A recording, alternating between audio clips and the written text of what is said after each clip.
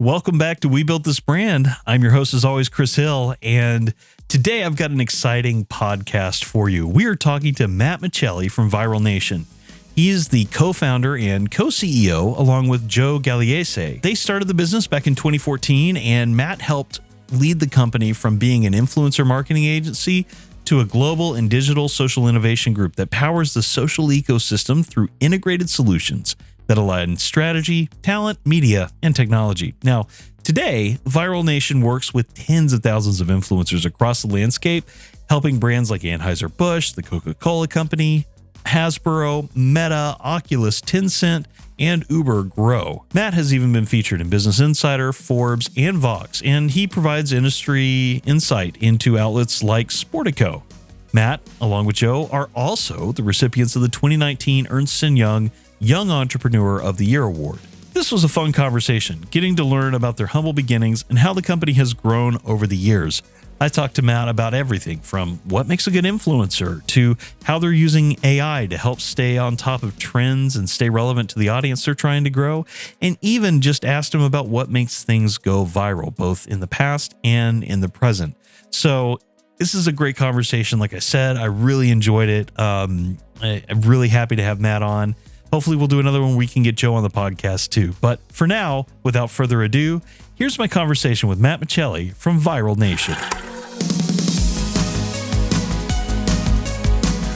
All right, well, welcome back to We Built This Brand. I'm your host, as always, Chris Hill, and with me today is Matt Micheli. Matt, it's good to have you here. Thank you, Chris. Looking forward to being here.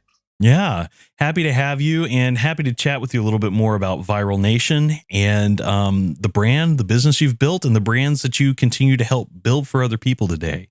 So, yeah, let's dive right in. I'd love to talk to you about how this all got started, because I noticed like you're not just a founder, you're a co-founder. You know, Joe unfortunately couldn't be with us today, but really happy to chat with you about everything that, you know, how Viral Nation got started and everything that entails. So, yeah, how did you all meet? How did this get started? So Joe and I actually went to high school together in the Greater Toronto area. We weren't friends. We were in completely opposite social circles, but we ended up reconnecting a couple years later when we were in university.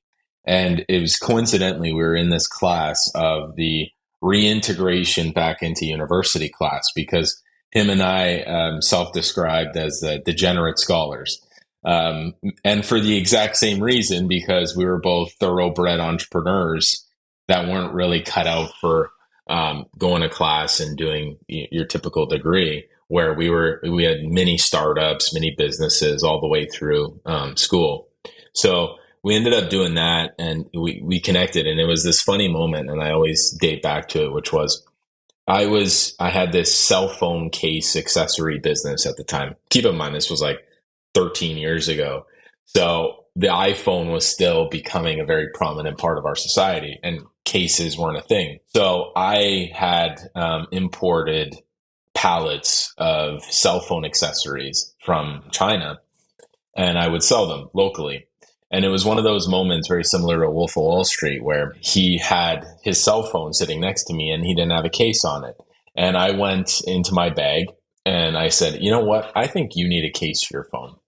And then this is where it all started. So he then said to me, because we're very similar in our entrepreneurial thinking, there's many ways that we can increase your distribution, because I was only selling them online. So to make that part, you know, long story short, that day was like the pinnacle and the changing of our lives, basically, because ever since then, we've basically been inseparable, where we've started, you know, multiple businesses, some, you know, none of them being successful up until Viral Nation. But there was a little bit of success before Viral Nation, where Joe and I started a liquidation business, and we would buy and sell pallets of product, damaged packaging, online returns, demo products, and really sell them and make it accessible for virtually any income class to be able to afford different types of products. So at the time, it was really difficult for us, because we were probably like 21, 22 years old, and we were working 18 hours a day, and our families and we were still in school. And our family said to us, it's like, you guys can't keep at this pace. You're not going to be able to do it. And we were still in school, and we still had hopes of finishing our degree, even though, we dropped God knows how many classes during our tenure. But it was that where we said, hey, this isn't something that we can scale, exponentially. Being a liquidation business. So there was this moment I'll never forget, because Joe and I used to carpool together, and 50-50, he'd be late, I'd be late. So one day, I meet him, he's in the car, and I get in the car, and he's basically showing me how, I think that Vine is going to be a place where people consume content and where we can potentially think about advertising. And I said to him, because like, how can you even, rationalize this in your brain? We don't know anything about advertising. We failed the marketing class in university. So, but it was one of those moments, because I always saw him. He was obsessed. I was a Facebook user. Joe was an Instagram and Vine user. And he'd always be scrolling. I'm like, what are you doing? And it was that time where he said, I love watching these people. They make super cool content. So we had this concept, and it was very centered around how can these people on social media make money? So there's three founders, me, Joe, and Tony. Tony's best friend is a prominent hockey agent. And he had a bunch of players. One of them was drafted 4th overall in the NHL draft that year. And he introduced us to this player. His name's Sam. And he said, hey, can you help Sam think about how he uses social media to eventually get sponsorships? But we realized that athletes, especially that had guaranteed contracts, really didn't care about doing social media endorsements or thinking about how social media can make them money. Because remember, they were getting paid 15, 20, 50 grand to go to a car dealership and sign autographs. Like at the time, they didn't really care about doing social media deals. Like nobody understood what that was. But there was this whole other world of normal people like us that, are just regular average Joes, no pun intended, but that had a huge social media following. And there was this one gentleman, or he was a kid at the time, basically. His name's Ray. And we had sent probably 400 emails out that day, one night, where we said, hey, every local influencer in the Ontario region, we sent an email to and says, hey, let us help you, no charge. We're going to be your agent. We're going to help you make money. So this one young gentleman responds, his name's Ray, and he takes a meeting with us. So we end up going to meet him the next day. And he was a parking lot attendant for an OHL hockey team. He had about 400,000 followers, and the most money he ever made was $100. And it was one of those moments where we met him and we guaranteed him, we said, listen, our only guarantee that we're going to make you is we're going to make you more money tomorrow signing with us than you were doing before. And he signed a contract literally on the spot, didn't read it. He's like, I trust you guys. I think you guys know what you're doing. And he took a big leap of faith. So fast forward a little bit being 2 weeks, we end up making him almost $6,000 in 2 weeks. And we were one of the first people to put a big brand on Vine. And this was Sugar Crisp cereal. And why it was so interesting, because it sent a shockwave through the Viner community, where everyone was asking, how did you get a big brand deal? Because remember, this was 2014-ish. And big brand advertising on social media was virtually non-existent. Like people didn't even understand what the concept of an influencer was. So this deal ended up cascading into almost representing 50 influencers in 6 months. And then within a year, almost 100, where we were quoted in a Vanity Fair article as being like the CAA of influencers. And, keep in mind, we were 23 years old at this time. And one of our secret sauces is we actually could really work with these talent on a one-to-one level. And we got them personally and what they were going through and how they were doing, because we were like in their age gap, in their age range. And it worked really well. And then we just started scaling, and more talent wanted to sign with us. And we were making people full incomes off social media.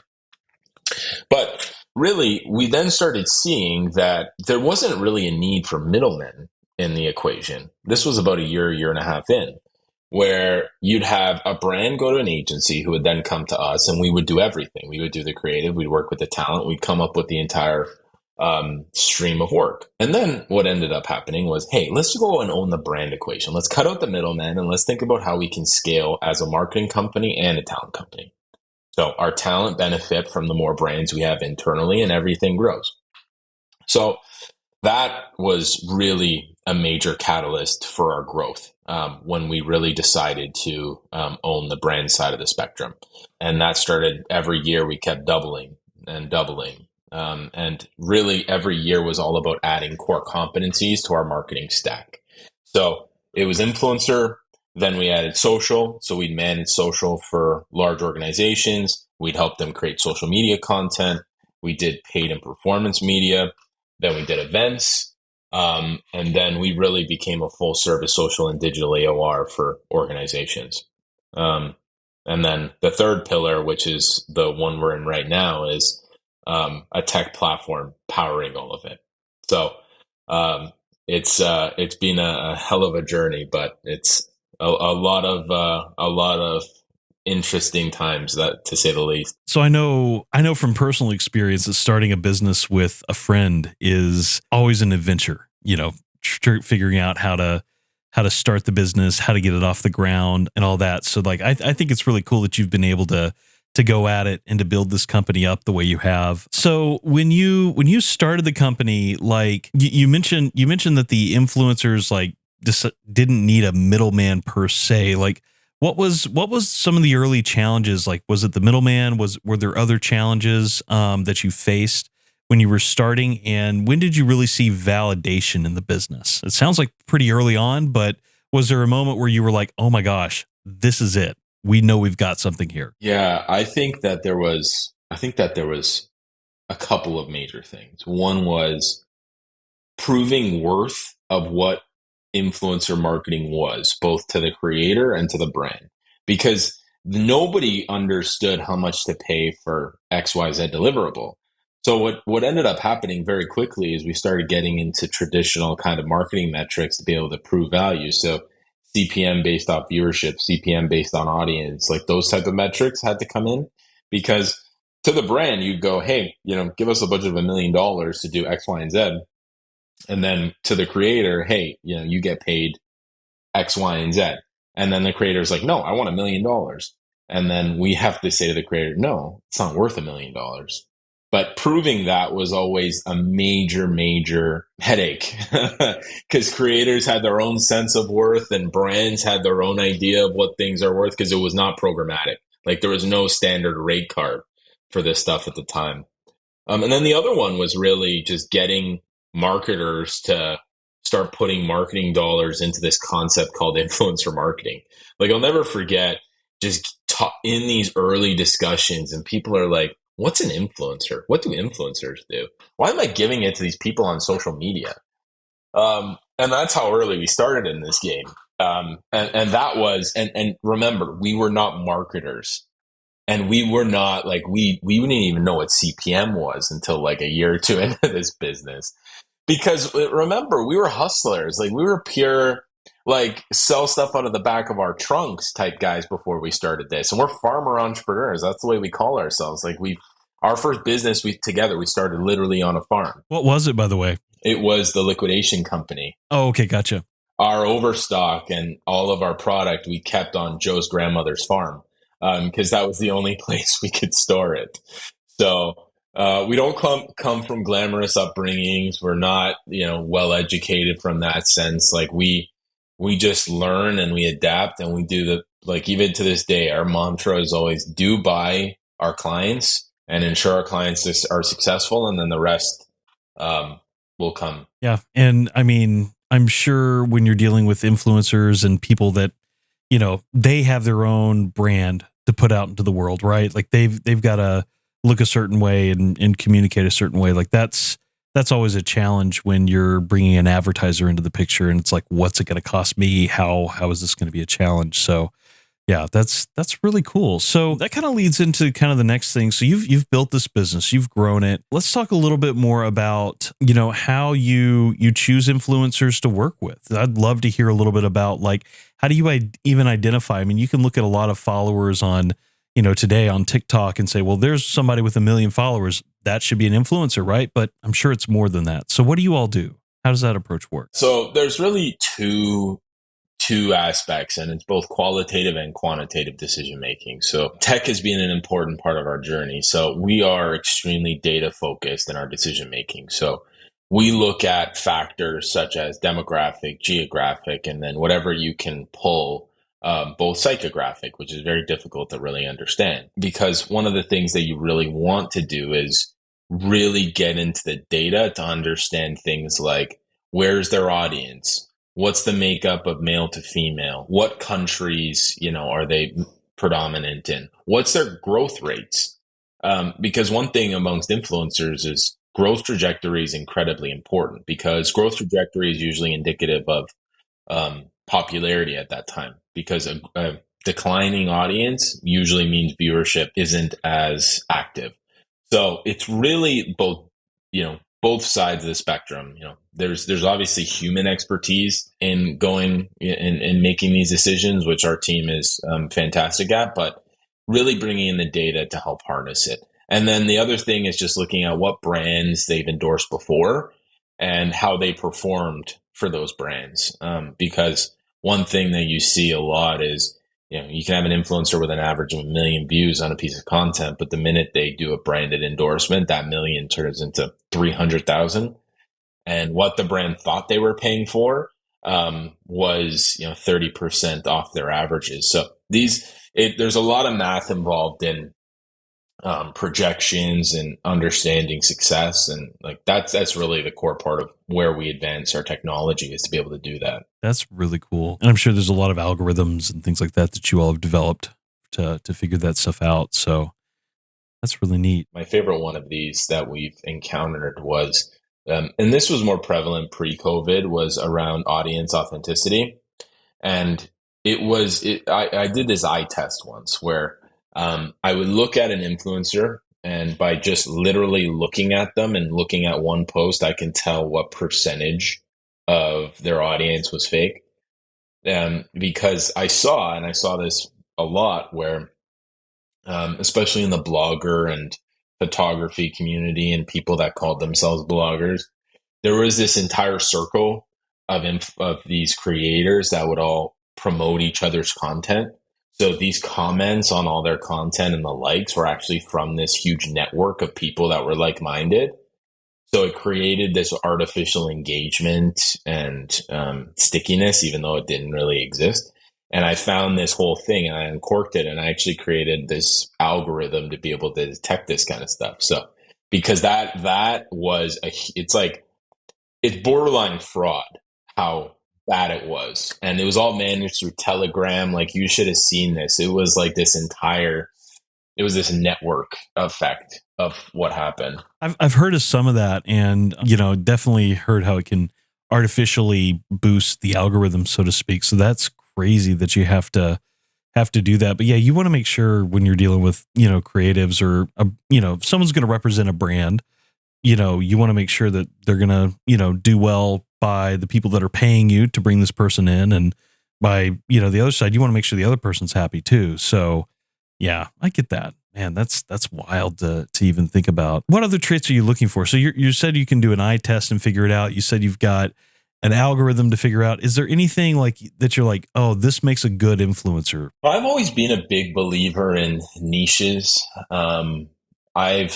Because like, listen, everybody's a vlogger. Everybody does funny stuff. Like, especially the TikTok revolution, like 98% of them are identical. I mean, they all do dances, they all do whatever. Like, there's not much differences.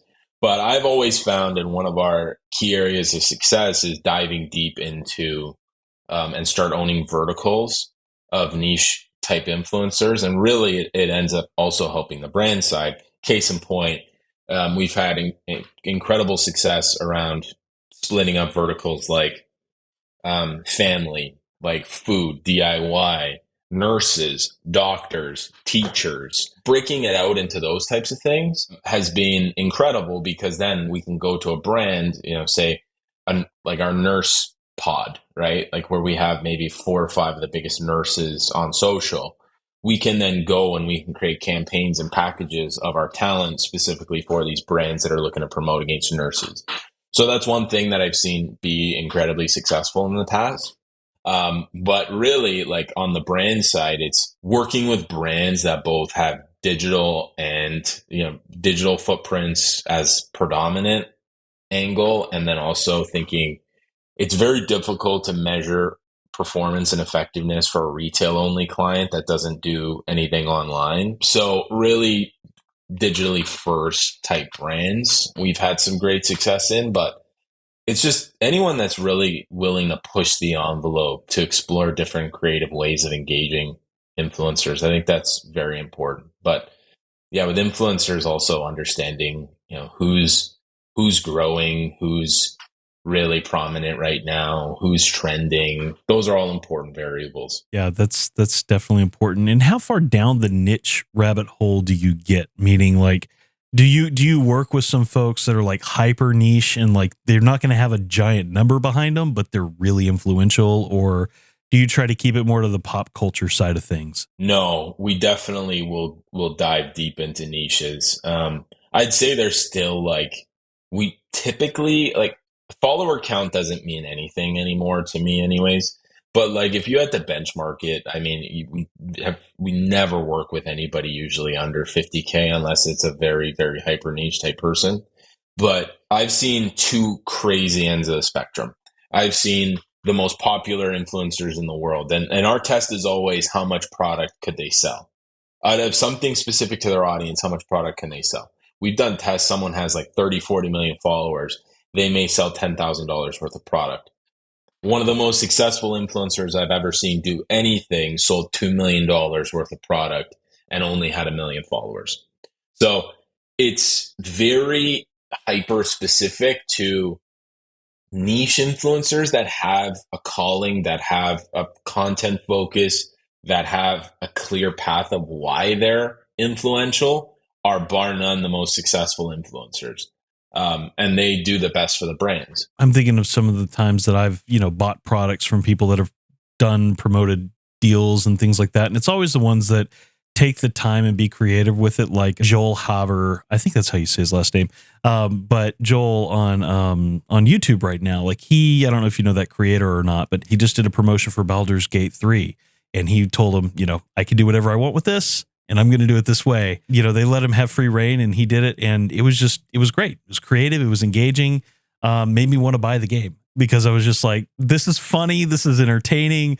Oh, I didn't know this was an element of the game. This is actually interesting to me. And yeah, I can see how that influence means a lot. Because, I talk about this a lot with podcasting. If you have a connection with your audience, you're going to draw more people in and you're going to have a stronger influence on people. Podcasting for us is one of the ways we really see that benefit. And, there's a lot of stats to show that there's a good draw and a good conversion rate on listeners to, purchasing products and advertising and stuff. So I see where you're coming from on that, and I see why that matters. But that's really cool. So neat. So as we move on now, so you're so let's talk about. It was funny because it wasn't called Viral Nation to start. It was actually called Go Viral Nation, and the whole thing was go viral, right? Like that's kind of how we had initiative. We were going to be the country of people that go viral. That's kind of the thought process of starting it. But what ended up happening was this was one of those Facebook moments where our logo, it looked like go viral. That's the way it initially, and this was like 60 days. So it wasn't exactly like a long-term thing, but it looked like go viral. And then we just decided, let's drop the go because this doesn't make sense. We're just Viral Nation. And this was the collective of, keeping it open to say we are where things go viral. And it was initially like we're how creators, ultimately can go viral or viral creators, but it's adapted, right? And brands, their whole thing is virality. That's And this was early. Keep in mind, this was very early and no one understood the concept. But we've run into some issues in the past where our emails may go to spam or something, depending on the company servers, because they think we're selling some sort of pharmaceutical or something like that. So, and then when COVID happened, oh my God, right? We're like the virus, the viral nation. So, um, yeah, that's a little bit of a backstory. That's that I laughed hard at the beginning because like one of the questions I got, I started the business I started with one of my best friends years ago that did not end as well as we would have hoped was actually a social media marketing business. And it was right after Facebook said, okay, businesses can have a place on Facebook and all this stuff was happening. And the question we got asked a lot in the South was, will this go viral? Can you help us go viral all the time? So when I hear go viral, I'm just like, yeah, we get that from people all the time. So I do have to ask you though, what does make something go viral? Like what in your experience, I mean, you have a lot with influencers and brands and things like, what have you seen that has made things successful and become viral? I'd say it's changed a lot in the past couple of years as the algorithms have shifted. I think that it's incredibly difficult to do what you used to do. Like before, I'll never forget, there was ways that you can easily hack the algorithms to basically make any video get millions and millions of views, especially Facebook. Like that was the easiest one. I'll never forget the revolution of Facebook where these guys were growing millions of followers and millions of views. But now I think it's timeliness and luck. Timeliness because jumping on a specific trend at the right time or doing the right content at the right time is, I think, probably one of the quicker ways now to do it. And this is where the integration of pop culture and social media have really taken, to each other. Like case in point right now, the quarterback on the Giants, right? Tommy DeVito, perfect example. His agent, who looks like a mob boss, has now gone viral, since yesterday on social because of what happened in the game. But it wasn't people watching the game that did that. It was social media showing that, hey, this is the quarterback's agent who looks like he's from, The Godfather. So like social media is using everything from pop culture and making stuff viral. It's not actually Netflix or these other channels that make something viral. Social media takes it and goes viral. Look at the Beckham documentary, right? Like you literally saw on TikTok and Instagram, millions and millions of people doing the whole thing around that song. It wasn't Netflix that did that. It was the fact that people hopped on the trend on social media. So timing is crucial for this kind of stuff. Long gone are the days where you see this random video just get millions and millions and millions of views for no reason randomly just because it's funny. Like it happens, but it's very rare compared to the way it used to be. Oh, that makes sense. And yeah, I can see how, especially with the way the algorithms have gotten more sophisticated, you would see that change and you would see that growth. So that's really cool. Thank you. Let's see here. So in terms of branding the business, in terms of like positioning yourself as Viral Nation now, what have you learned about the brand and how has the name itself played into getting clients, growing the business? How has all that gone? One of the things that we've really worked on a lot was thinking of balancing the whole concept of Viral Nation and itself as a brand versus the end goal of obviously getting customers, which was, on the brand side, interesting because in theory, right, a company like ours, we should be, probably a media network on social media, right? Like if you actually think about it on our brand, like that would make sense. But we tried this early on and it didn't work as well to actually truly get customers because our business is very focused on B2B and bringing in large enterprises. So it's a little bit of, catch 22 where social media can help onboard influencers, but we have and we've always had a plethora of influencers that we represented where we have to turn them down.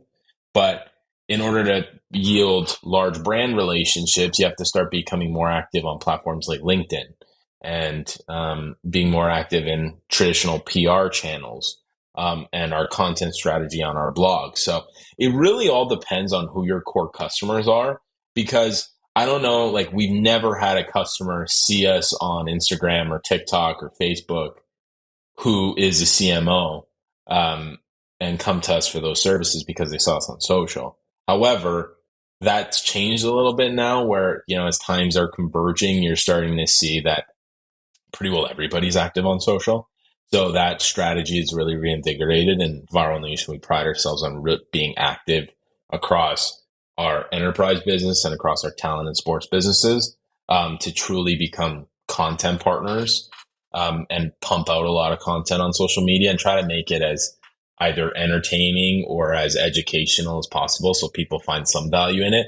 But B2B is very difficult on social to keep a true audience engaged. It's very difficult because people like following either brands they consume or buy, or brands that put out really fun and interesting content. So it's like we're kind of in between of, why would I follow these guys type thing. So it's always been difficult, but we really do pride ourselves on content and pumping out content. Like we do a lot on our blog.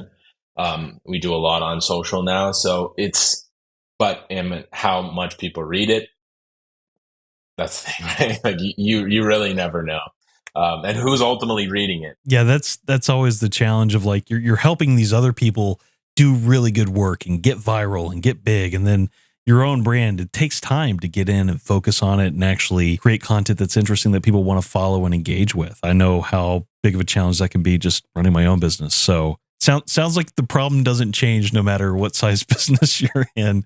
Clients, especially in the B2B vertical, I mean, they come to us all the time, and B2B is always the most difficult one to crack because it's how do you get other businesses to ultimately watch your stuff? And that's where I think you're also well positioned, because I do think that the podcasting universe is, a place where people are truly consuming content as consumers.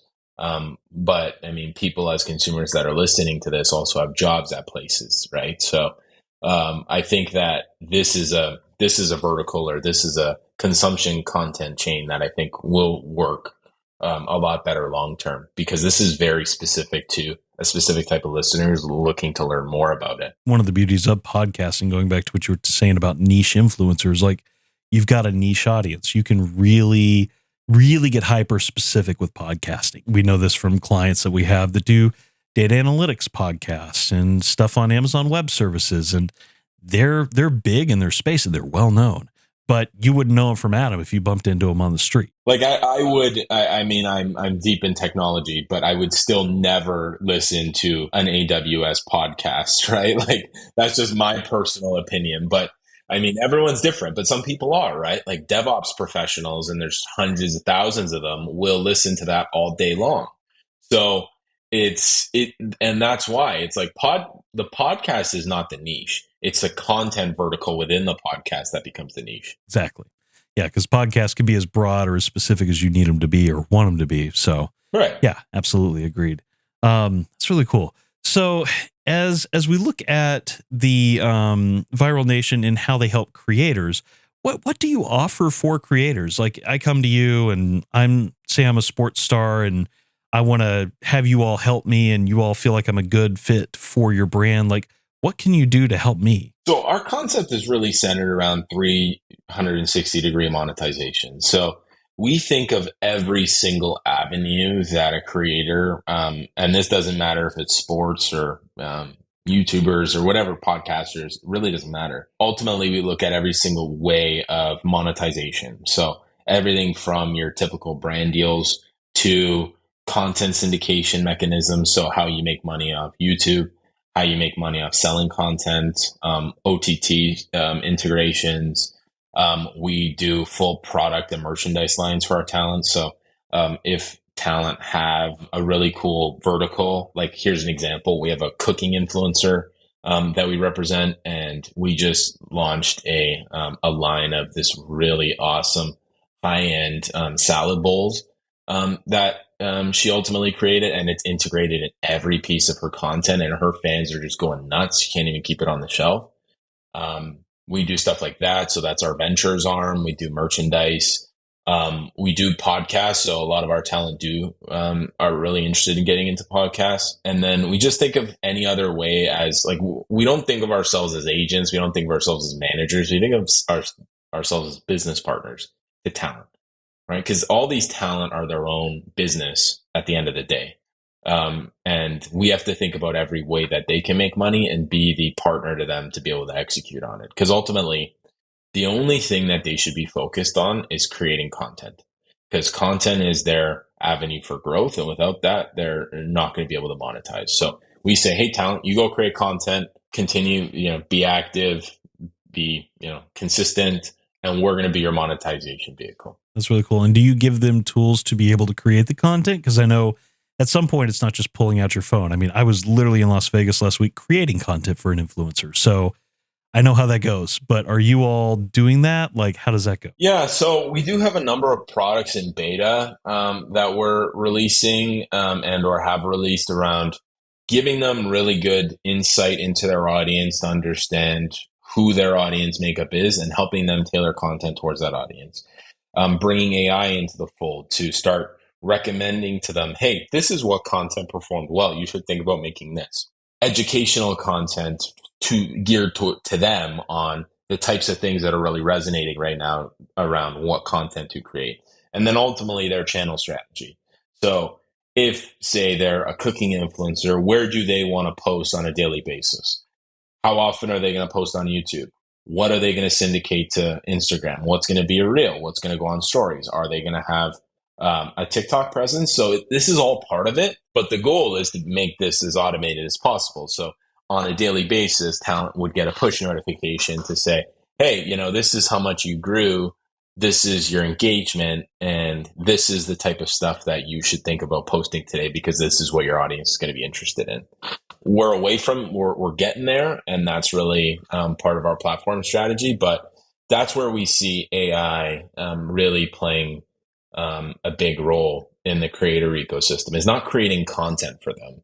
It's helping them think through what content to create and why using data. So that's really kind of the centerfuse of our creator product strategy. That's really interesting. I mean, AI, and of course you heard me say no when you were like, it's not about creating the content for them, because AI can be a terrible content creation tool as much as it can be fun to, leverage from time to time. But I think that makes sense. And like partnering with, and I don't know if buddying up's the right word, but like figuring out how to leverage AI, I think is that real key with these folks, and being able to sift and sort through just mounds of data. I'm sure that's a big challenge for, larger influencers, is being able to understand what all that means and what to do next. Like that's a really cool tool that you're building there. We're getting there, all in time. I get that. So what's top of mind for you, like at a high level? Like what's top of mind for you with the industry as it stands right now? Yeah, and this goes back to AI. I think AI there's this misconception on it right now of what it can do and what it can't do.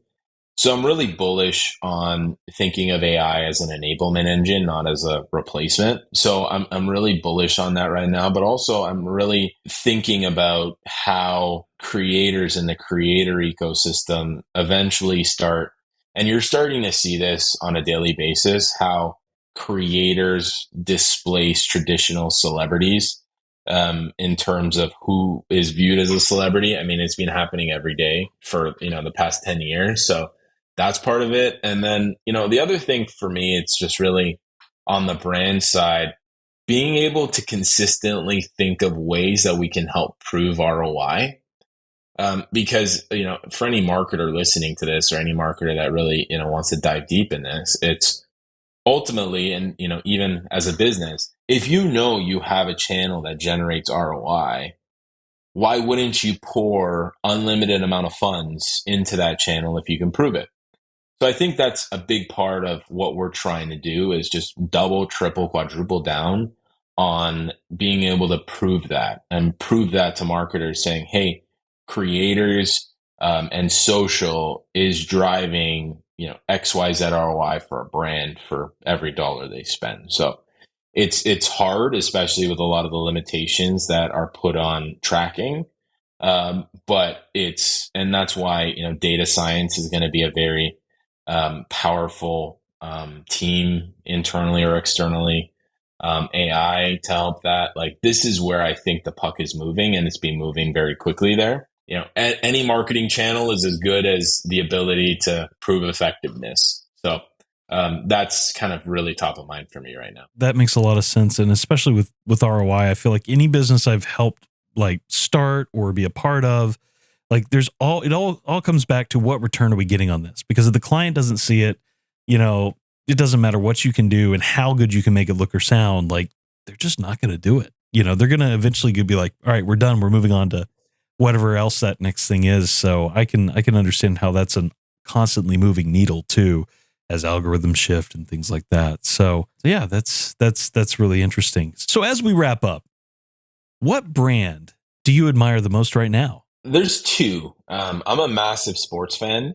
So I'm going to go in this vertical. So one I really admire is Fanatics. I think Fanatics has done an incredible job of integrating their brand into pop culture, society, and social. And, this really starts at the top with their leaders and how entrenched they are in all aspects of mainstream culture. I think that I really admire them right now. And then the other one I really have developed a real liking for is ESPN on social, especially because like they're probably, I think I saw it ranked. I think they're probably one of the number one TikToks in the world right now. They've actually made it extremely easy for any sports fan to consume bite-sized content of any game, all the top plays, all the top aspects of pop culture and sports embedded together. But the only thing with them, it's actually counterintuitive to their strategy, which is to get people to watch games on streaming or TV. Because if you can go to social and you watch all the bite-sized stuff, why are you going to watch the long form, right? But I really admire them. I think they've been killing it on social for a while now. So those are two that are really top of mind for me. I can definitely speak to ESPN. I'm a big Formula One fan, and so being able to see what they've done with ESPN F1 and that pop culture moment, like they're following the memes really well. They do a really good job of like staying on top of the humor in the sport, and that makes me want to watch it more because after a while, at least for me, I want to be in a place where it's like I'm ahead of the game. So that's why I want to watch it. Is like I want to watch it so I know and can anticipate what the jokes will be, so to speak. That's a good one too. I mean, Formula One in the last 3 to 5 years is basically. I think it all started with that Netflix series. Truthfully, like that's when the tide turned and Formula One became a brand. Like truly, like I think they've done an incredible job. The new company that acquired them, it's like it's culty, right? The Formula One universe, right? Like it truly is. I love it too. Like I admire them. So that's a good one. As a whole, they've been a really good brand just in general. And I love I'm sure you've probably with your organization, you may or may not have worked with Formula One folks before, but they've done like Mercedes and like any of the big brands. Their social media people are incredible. Like I would love to interview them at some point, but that's a whole other conversation. Yeah, we actually just did a deal with Charles Leclerc. So we did this whole campaign with Charles Leclerc and Meta. Yeah, so everything you see on his channel about what he just did with the Meta Quest, we did it. And he's an incredible guy, so you should check that out. I like Charles. That's my wife's favorite driver. So the crush, yeah. Yeah, I know. I tease her a lot. But yeah, that's awesome. Well, Matt, thank you so much for being here today. As we wrap up, just last question for you. Where can people connect with you if you want to be connected with? And then where can people learn more about Viral Nation and anything else you want to promote? Yeah, you can connect directly with me on LinkedIn. So I don't know my URL offhand, but I think it's linkedin.com/Matthew Micheli. We'll include it in the show notes. And then for Viral Nation, just on our website, viralnation.com, we have contact forms. All our executives are public facing on LinkedIn as well. So feel free to reach out to any of us. We'd be happy to help personally as well. Well, Matt, thank you so much for coming on. We built this brand. Thank you so much, Chris. Thank you for having me.